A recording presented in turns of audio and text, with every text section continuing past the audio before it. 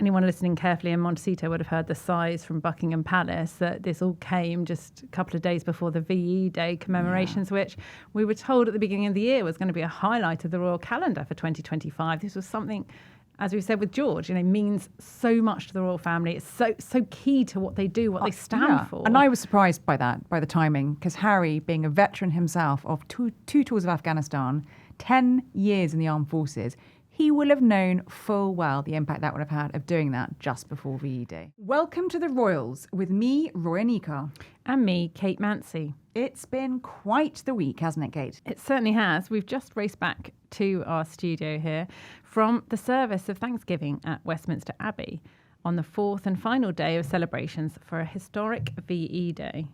Yes, and today as we record this, it marks the 80th anniversary of a watershed moment. The day that Germany accepted defeat and the Second World War came to an end in Europe. And we've had a front row seat at the celebrations. We have, but that's not all we'll discuss on today's episode. We'll also unpack the many implications of that bombshell BBC interview with Prince Harry. And we'll be looking through the shortlist for the design of Queen Elizabeth's lasting memorial. All that and more. So just in case you missed it today, Thursday, the 8th of May, is Victory in Europe Day. Celebrations kicked off on Monday. So that was the big bank holiday here. And lots of people there on the Mall. We had the procession. Yes. From Parliament Square. All the pomp, all the pageantry. Leading up to the palace, the great balcony moment and the fly past. It was perfectly staged, wasn't it? You had all the processions of the household cavalry, the King's troop going along the Mall. But then you had this really interesting use of the Queen Victoria Memorial. Yes. With members of the royal family and Sir Keir Starmer and, crucially, the stars of the day, the veterans. Yeah, I thought they were really kind of front and centre of the way that it had been choreographed, which is exactly as it should be.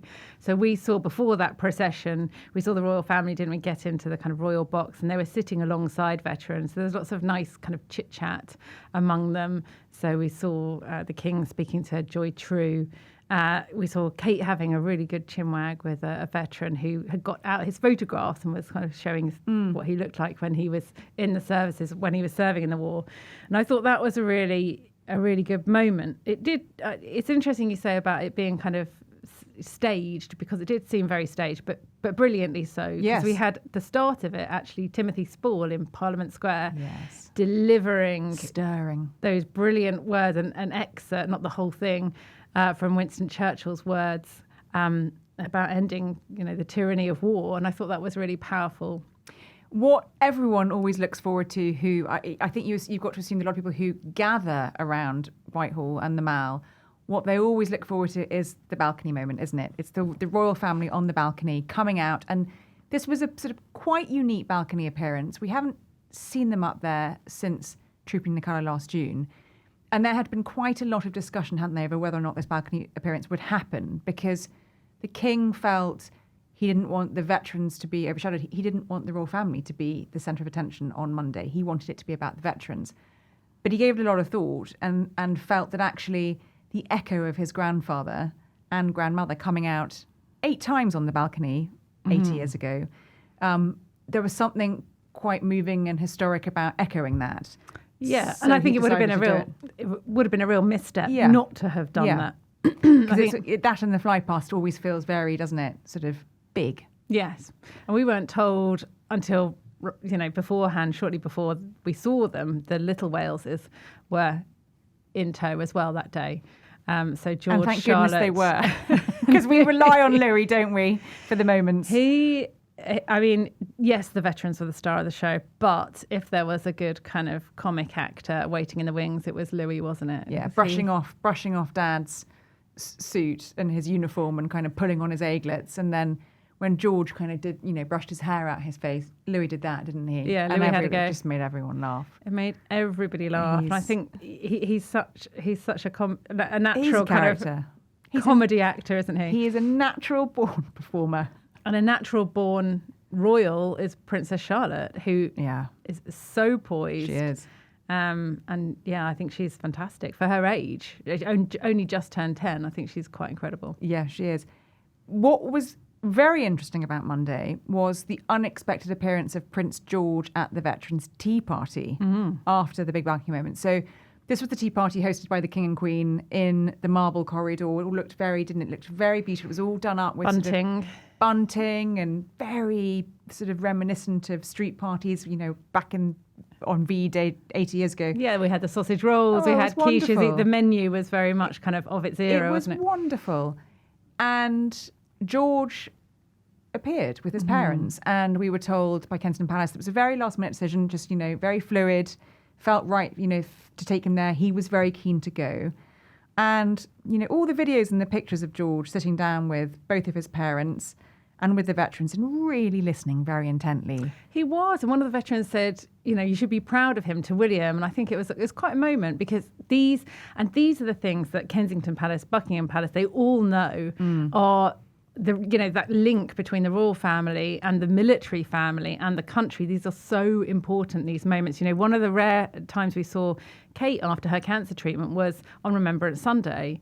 She came back out for that and really rallied for that. And these are the moments that they really, really work towards. And I think for George, this is going to be the last significant, VE Day commemoration. With veterans present. With surviving veterans, because the few have become the fewer. They're just not going to be there for the 90th, for the 100th. No. But the fact that George, in years to come, he will have been there, he's going to be a future king. I think this was kind of king in training moment for him. It definitely was king in training moment for him.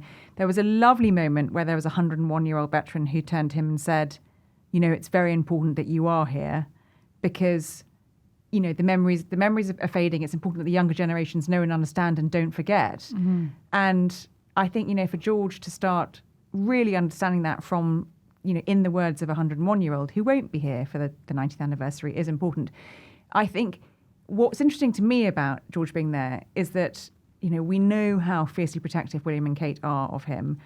They know full well that there would have been huge media interest and public interest in that moment, and there was. I thought it was very respectfully covered, but it was very much a moment of, this is George ever so slightly stepping up, ever so slightly being with mum and dad on the periphery, flanking him. Yeah, so that he's seeing what protected. It's going to be like, seeing what it's going to be like, because we hadn't seen him at an engagement like that without his siblings. And also the kind of the pressure that puts on children as well. My eldest is 10, and, we're joking about Louis sort of mocking him for doing his hair, but already at that age, he's going to be very conscious about how he appears in front of the cameras. And then, it's a difficult balancing act that Kate and William are doing, but I think they're managing to do it well, and that they are exposing him little by little to it. And I remember just years ago seeing an old interview with Charles, and someone saying, well, how did you learn how to be a royal? And he said, well, I learn as a monkey learns, by watching its parents. Yeah. And that will be granddad's advice, and that will be dad's advice. And this is what George is doing. It's the transition, it's the evolution of the family. Yeah. Well, it all went very well. So Monday was a very busy day where we had the veterans very busy. Front and centre. And then we had Tuesday where we had more veterans. We had Camilla at the Tower of London looking at that beautiful poppy installation. Poppies, yes. And meeting more veterans there. But we had quite an interesting morning because they went along to the National Gallery. I went along with them. Feels like a lifetime ago already. It does. Actually. There was a wonderful trumpet fanfare as they arrived. I could get used to a trumpet fanfare on arrival. Because was that for you, or was that for I don't know. Let's not unpick it. It might have been for them. It might have been for me. But this was the grand unveiling of the coronation state portraits. Yeah. 2 years in the making. The pressure on those the two anniversary. artists. The second anniversary of the coronation. I mean, that felt like a lifetime ago, I can tell you. Second anniversary of the coronation, a big moment. So these two artists, Peter Kufeld and Paul S. Benny, have been doing sittings with them both. So separate portraits. So Kufeld did the king, Benny did the queen. He painted the king in between St James's Palace and Windsor Castle. Yeah. Paul Benny mostly had a sort of semi-permanent studio at Clarence House. Yeah, he could just come and go, waft in and out. And then about 6 sittings, didn't he, with the queen? What I loved was that Charles in his portrait is with the imperial state crown, and Peter Kufeld said the crown had its own sittings where he tried to paint it by itself. So they went along. We had a wonderful tour through the National Gallery, which was closed for an hour. Because they were opening this new the new Sainsbury wing. And it was quite wonderful to walk through the National Gallery with the King and Queen and just look at artworks that normally there are crowds of people around, but you could just really take in. But what was the King's reaction? Because he, in the past, has been quite protective over the National Gallery, I think it's fair to say. Because he once described a proposed extension to it as a monstrous carbuncle on the face of a much-loved and dear friend. And that development didn't go ahead. There was a different development that went ahead instead. Yeah. So that's always what sort of comes to mind when you think about the National Gallery. Did he approve? Well, did he get the royal approval? It was much more of an internal refurb and glow up than an external extension. So fair enough. There was nothing modern for him to gripe about. Nothing too controversial there. No. So we had a lovely tour through the National and saw some beautiful, beautiful works. Some works that are on loan, actually long loan from the Royal Collection to the National Gallery. And then we got to the Central Hall and the two huge canvases under wraps, and we thought, they both went either side. I love that moment. It pulled open the ropes, and you thought, what are we going to see? And crucially, watch their faces. What are their reactions going to be? I think they've got more sneak peeks nowadays, though, because the Queen, the late Queen, used to kind of pull one off and sort of go, oh, and there would be that brilliant kind of genuine moment. But they've seen it. Yeah, they definitely have. Yeah. It was really interesting sort of seeing everyone else's reaction to it. I think they're both really rather good. I think I prefer the Queen's. I think the Queen's is... With your art correspondence hat on, what was your take on it? Interesting. I thought I liked the light of the Queen's. She almost appears uplit and it's quite soft. The King's, I mean, imagine trying to paint a monarch. It cannot be easy. I liked it. I liked the King's because I thought he said that he wanted to combine the human and the regal, didn't he, the artist? And there's definitely plenty of the human in it. And you can definitely see that. Yes. I think you really kind of get the sense of Charles from it. But in and of itself, I think the kind of the artistic capability that you can see in Benny's portrait of the Queen is like, it looks like a picture, a photo. Yes. It's incredible. Her daughter was very funny, Laura. She wafted up to her mum and went... she was there. It's very flattering. And Camilla was like, it's not, don't say it's flattering. It's just very... It's very lifelike. It's lifelike. Of my gorgeous self. And what Paul Benny said is, you're on the right track if sons and daughters like a portrait, you're sort of on the right track. Yeah. So those portraits, it's a very long tradition, isn't it? It is. State portraiture. So the first coronation state portrait, I think, was done by a Flemish artist of James I and James VI. That's at Windsor Castle. And in those days, you could get away with really flattering ones because people didn't see you that often. Or you lost your head. These days, you've got a little bit more artistic license. So these two portraits are going to be on display at the National Gallery for 6 weeks. Then they're going to move to the throne room at the Palace and be part of the summer opening exhibition. So you can see them there. Yeah. But not one together. I think they should commission one together. I think that would be nice. Do you think so? Rather than side by side in their own space. I think for that moment as the coronation portraits, I think that was probably appropriate. Yeah. Interesting. But I liked Benny's comments about the sitting, saying that his tummy used to hurt after them. Because he was laughing so much. Because the Queen made him laugh so much. So I would like to have been a fly on the wall in those sittings. Sounds fun. Do you think they had a few glasses of red wine on the go? I hope so. I think so. Probably. It's probably why it's such a good portrait. Anyway, so then Tuesday was busy. And today... we've had a very busy day as well, haven't we? You and I come from You've skipped over Wednesday. You've skipped over the sewer, the King's trip to the super sewer on the boat in London. How much there was to say about the super Not sewer very VE and related. No. But there he was. Anyway, they were out and about yesterday. The king at a super sewer and commemorations of VDay. It was not a natural segue, was it? It wasn't, no. But that, but he's dedicated to all things. We had the garden party yesterday as well, which was nice. It was the first garden party of the season. Anyway, fast forward to today, which is the main day, the actual 80th anniversary of the 8th of May of VDay proper. So we've had those very poignant moments at Westminster Abbey. So we had you and I both at the service of Thanksgiving this morning. The King, the Queen, the Waleses, the Edinburghs, the Gloucesters, and the amazing Duke of Kent. Don't forget Princess Anne. Princess Royal, Tim Lawrence. I'm going to say it again, the amazing Duke of Kent. Because I feel like he hasn't aged at all in the last kind of 5 years. He was on the balcony as well on Monday. Yes. I mean, I think it's incredible that he's still coming to all these things. But there were very moving moments at the beginning of the service, before the 2-minute silence, where the King and William laid a wreath at the tomb of the unknown soldier. And that was quite moving, I thought. And on the way out, the princess... I thought the whole thing was moving. I was sort of getting vibes of the coronation, actually, and the way that service was very much the King saying, "I'm here to serve," because it felt like there was a big acknowledgement, not just of the soldiers that went off to war, the ones that came back and the ones that didn't, but also that the impact that it had on every family in Britain, and it went down to that kind of everyday, dramatic impact that it had on everybody. And for me, the really poignant part of the service was when they had, on a navy velvet cushion, the artifacts. They had the everyday artifacts from the Second World War, including a tiny child's gas mask, including this sort of box that it had been kept in that's now, of course, all yellowing and old, some medals, a kind of a battered air raid warden's helmet. And they were all taken up to the altar and sort of laid there. In this kind of sombre procession, they were taken up with I think the kind of gravity that was brought to the everyday, to the quotidian life, and just how it sort of seeped down into everything. So you have the kings and queens standing to acknowledge these little gifts, these little sort of offerings up to the altar. I thought that was really, really interesting. And the Archbishop of York talking about, his own family and Sunday lunch around the kitchen table with his grandmothers, and how, the discussion always came back to war. And I thought it was brilliantly done, I have to say.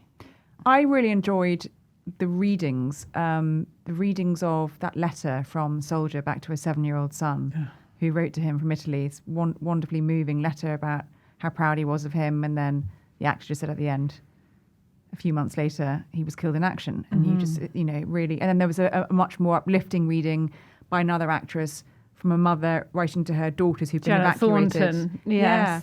Out of London, and she was writing to her daughters on VDay about the absolute extraordinary scenes of what she saw and how wonderful it was. Imagine that, 2 daughters evacuated, 2 sons serving away with the forces, and her thoughts on VDay saying this is the most important day of your life and of the world. And you should go out and rejoice, and go out and eat and sing and scream and shout and drink, but only lemon and barley water. And it was brilliant. I loved, there were elements of humour.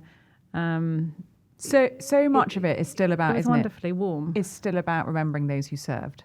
Absolutely. And the last time they'll probably be there to acknowledge that Thanksgiving. At the end of the service as well, the royal family came through, didn't they? Talked to veterans on the way out and had a little chat with them, some of whom had been at that tea party that we mentioned at Buckingham Palace on the Monday. Now, the only thing missing from the royal lineup today was really, I suppose, the last 2 members of the royal family who saw active service, military service, Andrew and Harry. Andrew, we're never going to see at these events anymore because he's no longer working royal. Harry, for the same reasons. Andrew on the front line in the Falklands conflict. Harry in 2 tours of duty in Afghanistan on the front line, and neither of them have a seat in the Abbey. Neither of them are standing on the balcony. Neither of them are able to bring that experience to bear as part of that public royal family, which is a disaster, really. It's certainly not what I think the royal family, if you rewound 10 years, would have hoped that they would have had people who'd actually actively served in their ranks, able to be there with veterans. Well, of course, William served, the King has served, but not on operations. On those kind of, in on the front line, essentially. Yeah. Anyway, they've been very clear, haven't they, all week, that despite the bombshells of Harry, which we're going to talk about in a moment, the messaging has been very strong from the palace. We're putting that behind us. There's no getting away from the fact, is there, Kate, that there was a bit of a Harry-shaped hole. That's the Harry-shaped hole, which continues to loom. So he didn't appear on the balcony. He obviously wasn't in the Abbey. He's no longer working royal, but he hasn't been all absent. over our TV screens. He has been all over our TV screens. He gave a very candid, I'd say explosive interview to the BBC. But yeah, I agree with that as well. After we'd had the ruling on his long-running battle with the Home Office and the government, which he finally lost. Last throw of the dice. Last throw of the dice, and 3 senior judges, master of the rolls, said no. As much as you've been made a very emotional argument isn't legal argument, and grievances aren't legal argument. So he's not going to get his former level of security restored. He still, of course, gets security from the Met Police when he comes. It's done on a case-by-case basis. But that was some interview, wasn't it? I mean, it was pretty explosive. I think it really was. And I wonder if it's the interview he planned to give when he sat down with them, because I was told they were expecting about 10 minutes with him. And in the end, they got 30. You know, you're almost on for a kind of nighttime news night special with that sort of thing. They got 30 minutes of, which included the lines, I don't know how long my father's got left because my father won't speak to me because of the security stuff. I want reconciliation with my family, but my father, you know, could step back. He could have resolved all of this, laying the blame at his father's door. Yeah, he was sort of saying, he's saying not that he could have intervened, but he could have stepped aside, basically implying that Charles was blocking him. I've forgiven members of my family. But they won't forgive me because of my book. Naming them. But I think they might not forgive me because of my book. Yeah. And on it went. Might be because of the book. It was quite something. Well, for him, what I thought was really interesting, he said, it's the sticking point is all security. That's what he seemed to suggest was the cause of all the family disruption over the last few years. I think maybe from his point of view, it is. From his point of view. For the rest of the family, perhaps not so much. The book, Oprah. Netflix series, Oprah. But it was an extraordinary interview in that he was putting out that he wanted reconciliation, but still absolutely firing off missiles at his family. But it didn't end there, did it? No. Because then there was a very fiery statement that he issued quite soon afterwards. Talking about unnamed institutions. From on his Archwell. That had preyed on his mother, that were now, you know, wishing him harm. I think that's the thing as well, isn't it? That he talked about in the BBC interview of history repeating itself, and how this was part of his plan for that not to happen. Yes. This idea that he could follow down the same path as his mother. And it's always with Harry, it just feels like there's so many contradictions. He wants to be reconciled, but at the same time, he's criticising his father for blocking his security, is what he's saying, and accusing people for not being big-hearted enough to get over the book. Now, at the same time, saying he wants to make up with them. It's also, you know, he said, I can't see a time now where I'll bring my wife and my children back to the UK. He made it very clear it's unlikely they're ever going to come back. And let me tell you, the king is not about to get on a plane to America. He's 76. He's having cancer treatment every single week. No, that leaves you with a prospect, in Harry's own words, that Harry is probably not going to see his father anytime soon, and his children, the king's grandchildren, may never see the king again. But I think he's painted himself into a corner by saying that, don't you? Because he's gone so far down this road now. Britain is just not safe for the kids, and you know, that's the end of it. Makes reconciliation, I would say, well, it's impossible. And also, how can they trust him again? Well, that was the thing. I mean, the next day I was meant to be on holiday. That holiday didn't really happen. And I wrote a piece, and I wrote a piece really about what I thought about the whole thing. But a close friend of the king said to me, a quote that I thought hit the nail on the head. It's not that he won't speak to Harry. It's that the king can't speak to Harry. Yeah. Because how can you ever trust him? You know, how can you talk to your son when you're pretty sure that everything you say is going to end up on a news special within hours? And what this friend said was, perhaps if he tried to earn reconciliation more than demand it, it might go a little better for him. But at the same time, you know, who is advising Harry? So who is advising him to do this interview? So who do you think is it? But do you think anyone advised him to do that interview, or do you think he decided to do that himself? I don't. Well, this is it. I mean, either he's getting bad advice, or he's not accepting the good advice, or that he's in a situation where he's got yes men around him, and you know, they can't possibly say, I don't think this is a good idea. Again, I think there's a way he could have done that interview where he could have come out of it looking good, where he could have got sympathy for his cause. You know, he's worried about his kids he's worried about the security risk. I think people would feel sorry for him on that point of view.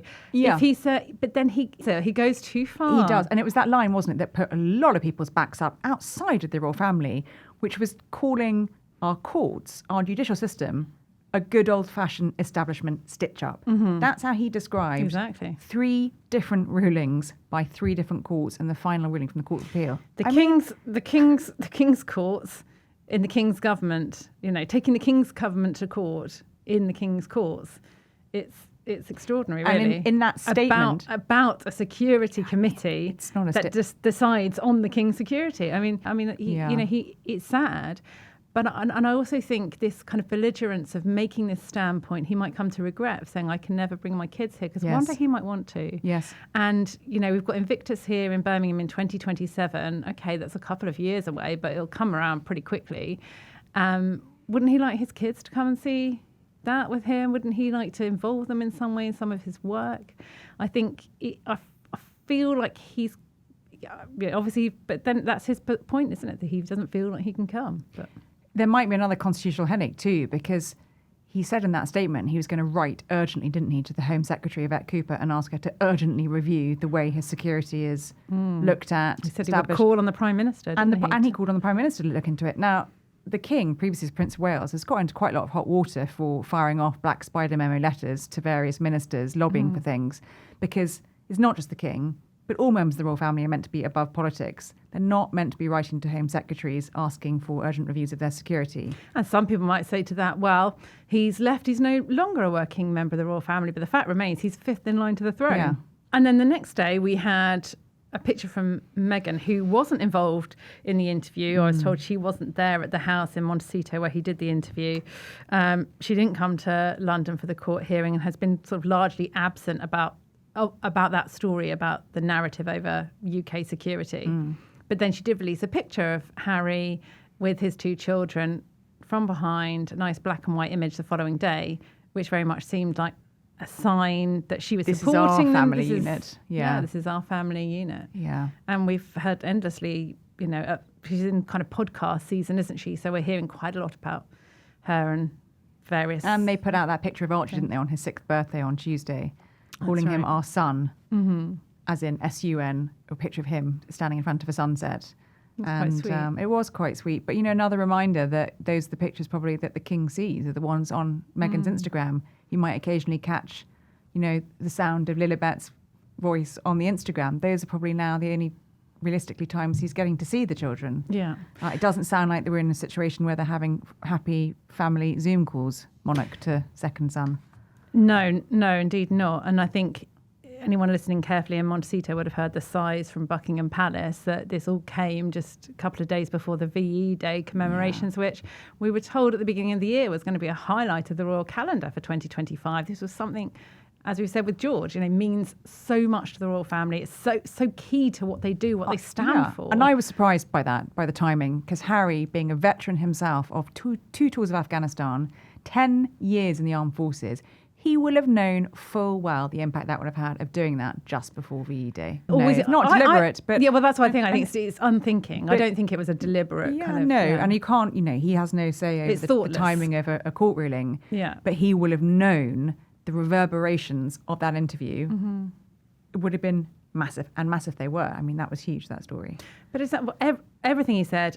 He looked tired. He said he's overwhelmed and exhausted himself, hasn't he, about the court case? He did look really tired, and I just think he is still so angry. It's really interesting. When I did a profile of him turning 40 last year, one of the things I, quoted someone who knows him very well. So the problem with Harry is that he's, if only he could turn his head around and look at the future. Yeah. He spends his life looking back. Now, sources close to Prince Harry prickled about that line a little bit. I have only seen that play out over the last 6 months. When it comes to the family back here, yeah, definitely. I do think he's looking ahead with his own family, though. Hopefully he can find some sort of peace going forward. I think most people just think you've got a new life and we wish you well. Yeah. Now, let's turn to our last story of the week, and it's one we've been following for a while now, isn't it, Kate? It is. We had a special podcast, didn't we? All about how we are going to create not us two, but how the country Hope not. is going to create a lasting national memorial to the late Queen Elizabeth II, and how this big question of how do you make something that everybody's going to like, that's going to be fitting, that's going to draw on the enormity of 70 years on the throne, the longest serving British monarch. How are we going to do that? They started a competition, and now we've got 5 shortlisted design teams who have put all their info online. We've got little videos why it should be them, and the images. So we've got what they would look like. Number 1, we've got a cast of a Windsor oak tree. There's a real tree in Windsor. They're going to take a bronze cast of it, recreate it, stick it in the lake at St James's Park. There's going to be a bridge alongside it. Number 2, there's the Heatherick project. Thomas Heatherick, who did the Olympic cauldron for London 2012 Games, he wants to create this huge canopy of stone lily pads, so 70 to mark the Queen's 70 years, and there's going to have Lily pads for Lilibet. Indeed. Very nice. And there's a horse. And there's a queen on a horse. Now, this is a recurring statue. They've all got this. They've all had the same idea with this one. Most of Roya them. tick. Statue of Queen, equestrian statue of Queen on her horse. Then we've got the Forster project, Lord Forster. I like this one. Foster, sorry. Yeah. Lord Foster project. I like this Majestic one. on a horse. Majestic on a horse. Yeah, Yes. Queen on a horse again. Or a tick. A tick. And then a nice kind of translucent bridge over the lake. And another statue he's proposing of the Queen with the late Prince Philip, which looks nice.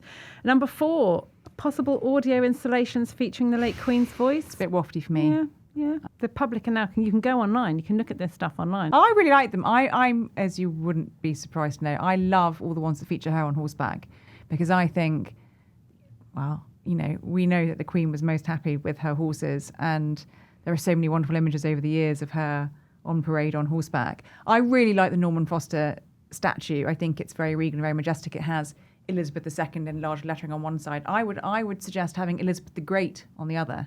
I think I'd like her to be remembered as Elizabeth the Great, because she was pretty great. Pretty great. Yeah. Well, we're going to have a statue regardless, so that's separate to this project anyway. So that's a whole other thing, and I'm sure the King will be paying a lot of interest to how the public consultation goes and what people think of it. But I thought it all seems It's going to be in St James's Park, isn't it? They've got £46 million to put it together when we finally decide which design is going to win. Yeah. And then it'll open next year in what time for what would have been her 100th? The design will be unveiled next year on what will be her 100th birthday, and then piece of string as to how long it's going to take them to build this with their big pot of cash. Well, watch this space. Roya, look at the time. We've got to dash off. I get ready to go. We do. What's happening this evening? Well, remind us. We're off to the finale. It's been a long old week, a great week, but it's been a long week of VDay celebrations. But tonight is the climax. It's the VDay Concert at Horse Guards Parade. The King, the Queen, William and Kate will be there. It's going to be a real celebration of veterans, of wartime experiences, of celebrating freedom, of end of war. The very sort of climactic moment will be the King is going to come out on stage at exactly the same time, around 9 p.m. that his grandfather did, King George VI, 80 years ago. Mm-hmm. And he's going to give a speech. And he's going to give a speech which will echo some of the things that his grandfather said. Mm-hmm. But he's going to make it more modern as well, because he's going to talk about, he will say, as Churchill did and his grandfather did, we will have failed if, there is no lasting peace. Yeah. And he will... Message to the time. Absolutely. He will talk about the, conflicts in the world today. Mm-hmm. He will talk about the need to be united, for countries to stand united in the face of tyranny, which I think is going to certainly evoke Russia and the conflict in Ukraine. And we had the Ukrainians part of the procession, didn't we, on Monday? And he will echo Winston Churchill, who said it's much better to meet jaw to jaw than in war. Mm-hmm. So I think... Jaw, not war. Exactly. So I think all those, he will echo the past, but he will bring it right into the future and remind us that we have conflict around the world, that war is still ongoing, that so much of the Second World War and VDay was about never again, and yet there is still conflict. And the best way to pay tribute to the people who sacrificed their lives and those who lived through it is to ensure that never happens. But there'll also be uplifting moments in his speech because he's going to talk about how the Queen went out into the streets of London when she was just a teenager and danced the conga. Yeah. So there'll be it'll be celebratory too, and the concert's going to be very celebratory. So we're going to put on our coats, get warm, it's what the royal family does best. Raise a glass. Absolutely. See you there.